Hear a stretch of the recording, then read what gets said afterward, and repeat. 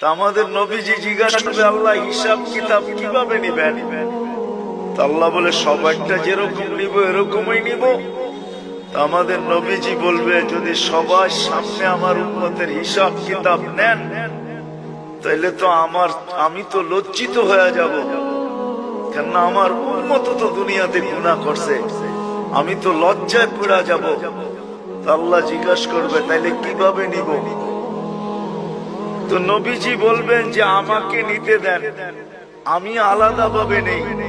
আল্লাহ প্রশ্ন করবে, আপনাকে যদি নিতে দেই, তো আপনিও তো আপনার উম্মতের গুনাহগুলা দেখবেন, তখনও তো আপনার চেহারাটা লজ্জায় ছোট হয়ে যাবে যে তোমরা আমার উম্মত হয়ে এই গুনাহ করলা, তো করলা কি করে, ঠিক না? সত্য তো? আল্লাহ জবাব দিবে, বন্ধু, ওয়াদা আপনার চেহারা আমি লজ্জিত করব।